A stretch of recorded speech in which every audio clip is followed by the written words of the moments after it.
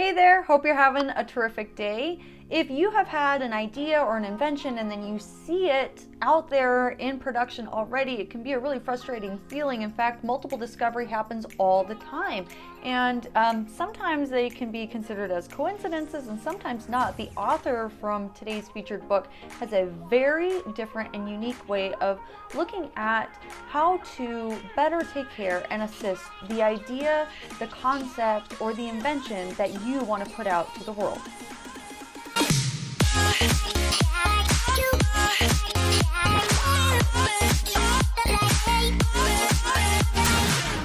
Hi there, and welcome to the Booksters Club, where we find daily inspiration from the books you love.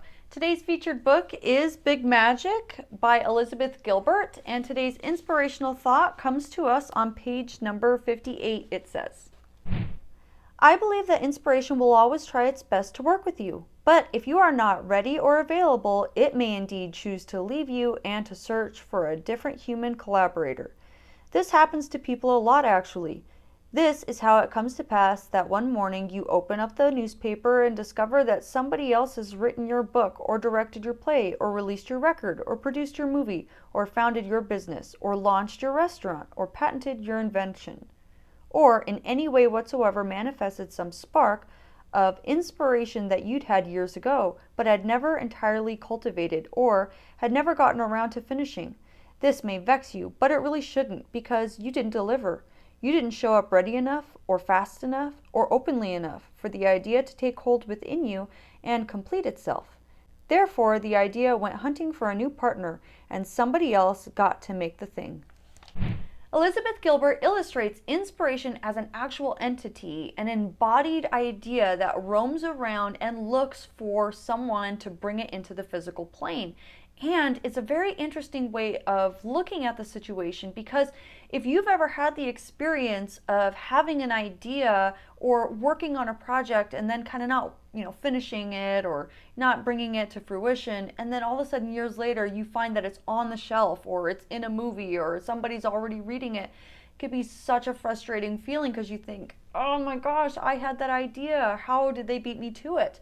It's also important to recognize that if you don't produce or do or invent whatever it is that you're thinking, somebody else will. There's a phrase called multiple discovery, which is similar discoveries made by scientists who worked independently of each other and still came to the same conclusion, like calculus invented by Isaac Newton and Godfrey Wilhelm Leibniz.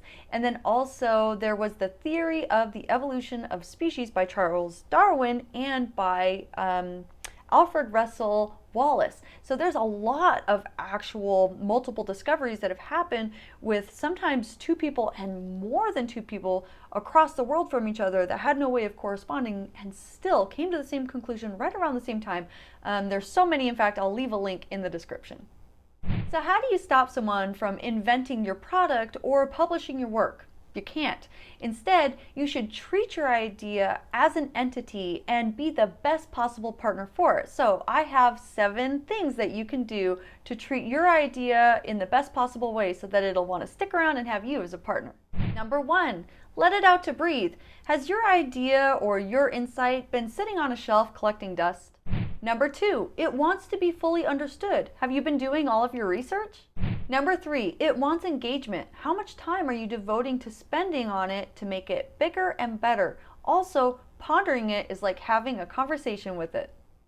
Number 4, it wants to meet people. It's social. So make sure you get your patents so you can shout it from the rooftop and promote it. Number 5, do you try to control it? Can you release your idea of it so that it can be the biggest, best version of itself? Sometimes owners of things actually get in the way of the product being its best self. Number 6, care for it. So don't be careless with who you leave it with. Sometimes people build something like a business and get it going just to leave it in the hands of people who don't care about it at all, and that is its ultimate demise.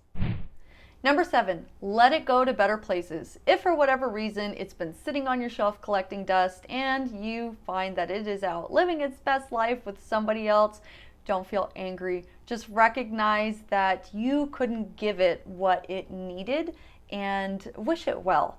And if any of these things helped you to better take care of your idea, I would love to hear about that in the comments. If you had a different take on this part of the book, a different part in this book, or a different book entirely that you think should be featured here on the Booksters Club, I would love to hear about that as well in the comments.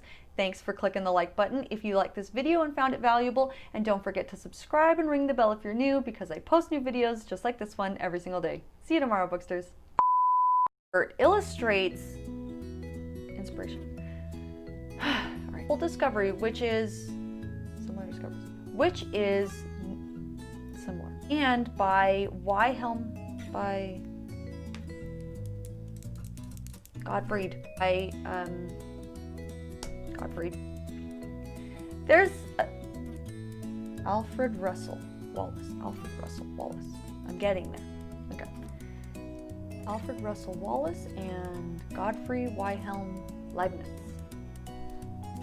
Okay. By Isaac Newton. So how do you stop someone from inventing? Don't be angry for clicking. Oh, didn't say it. So I have to re-say it. Okay.